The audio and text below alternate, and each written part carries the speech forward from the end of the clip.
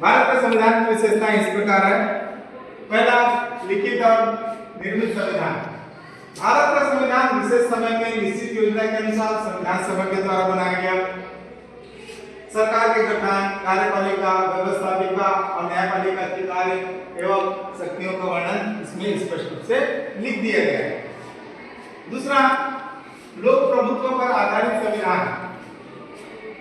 भारतीय संविधान भारतीय जनता के द्वारा निर्मित संविधान है और अंतिम शक्ति जनता में ही निहित है। तीसरा, विस्तृत एवं व्यापक संविधान। भारत का संविधान विस्तृत एवं व्यापक संविधान है। भारत के संविधान में 395 अनुच्छेद और 12 अनुसूचियां हैं।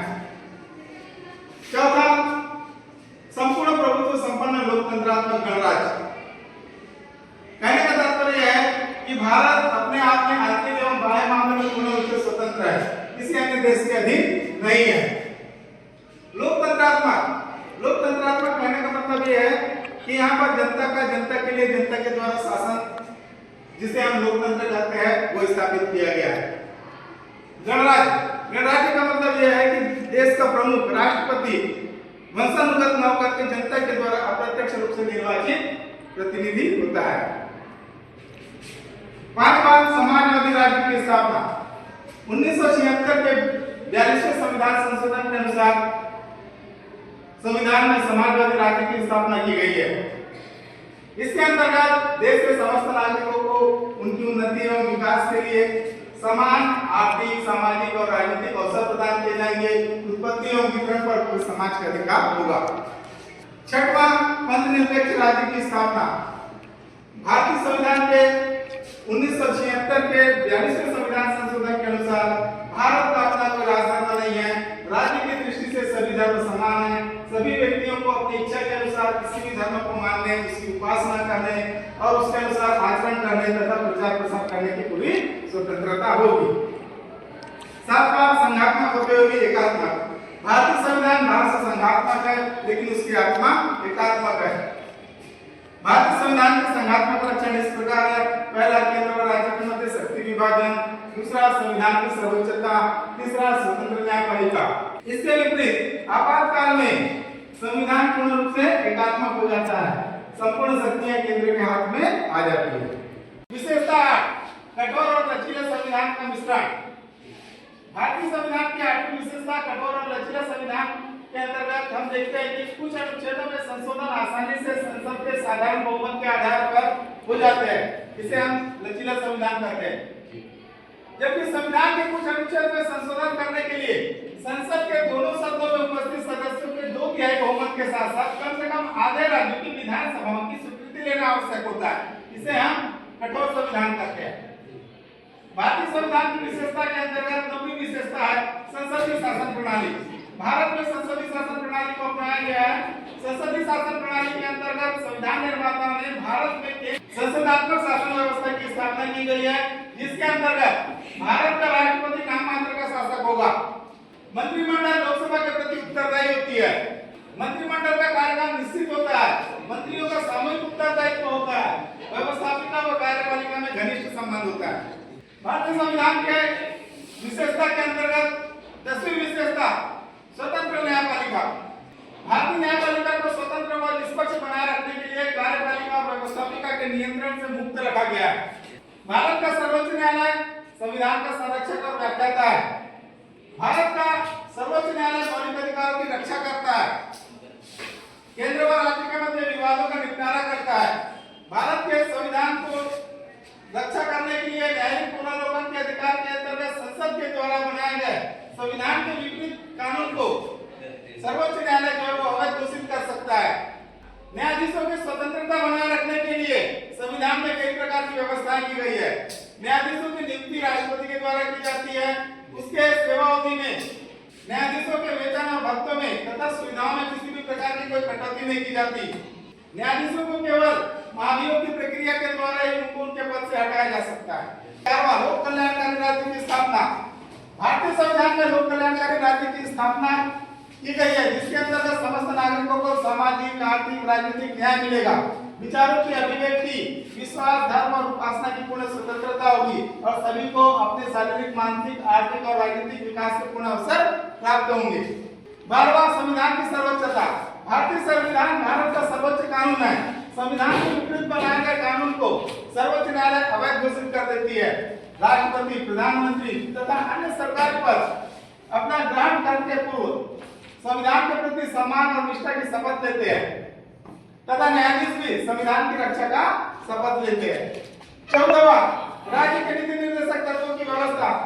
भारत के संविधान में आयरलैंड के संविधान से राज्य के नीति निर्देशक तत्वों को लिया गया है।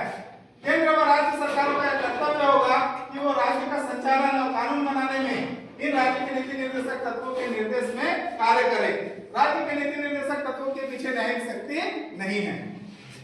भारत के संविधान की 15वीं विशेषता इकहरी नागरिकता। भारतीय संघ में नागरिकों को इकहरी नागरिकता प्रदान की गई है। इकहरी नागरिकता मतलब भारत के किसी भी राज्य में रहने वाला व्यक्ति केवल उस राज्य का नागरिक नहीं होगा बल्कि वो पूरे भारत का नागरिक होगा।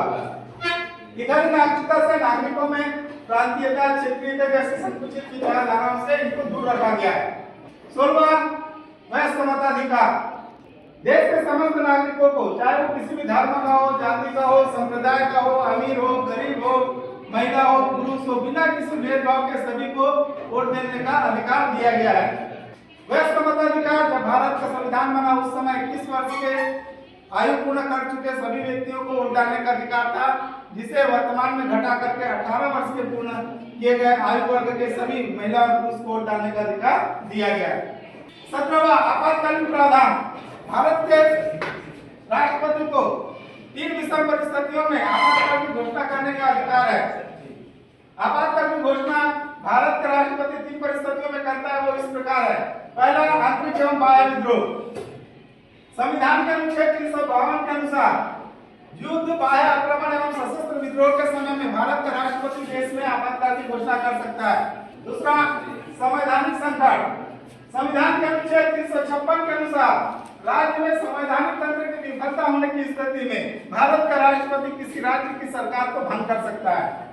तीसरा, वित्तीय संकट। भारतीय संविधान के अनुच्छेद 360 के अंतर्गत वित्तीय स्थिरता को अगर खतरा हो तो राष्ट्रपति उस राज्य में या पूरे देश में वित्तीय संकट की घोषणा कर सकता है। 18, राजभाषा। नए संविधान में देवनागरी लिपि में लिखी जाने वाली हिंदी को भारत की राजभाषा घोषित किया गया है। विशेषता 19, सामाजिक समानता।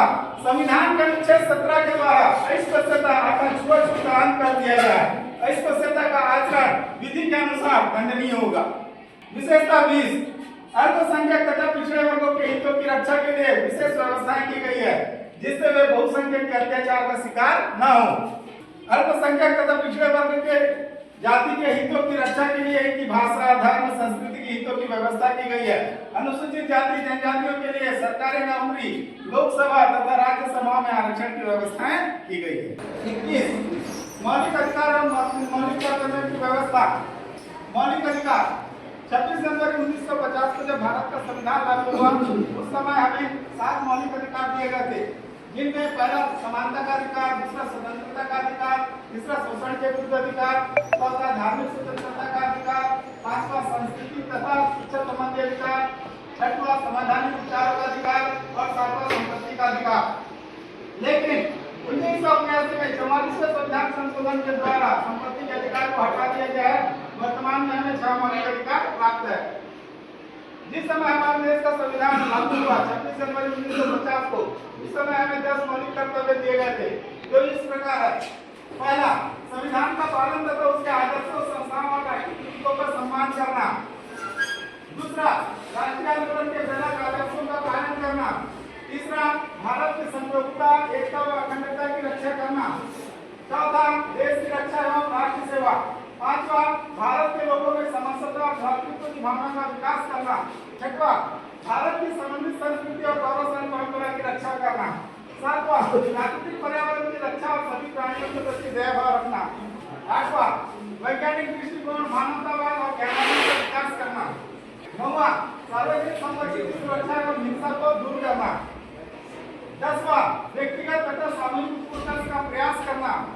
11वां, नवंबर 2001 में संविधान संशोधन अधिनियम 51 के अनुसार बालकों को शिक्षा का अवसर प्रदान करना माता पिता का मौलिक कर्तव्य होगा। हमारे देश के संविधान का निर्माण करने में 2 वर्ष 11 माह और 18 दिन का समय लगा। हमारे देश का जो संविधान है वो 26 नवंबर 1949 को बनकर पूर्ण हुआ और 26 जनवरी 1950 को लागू किया गया।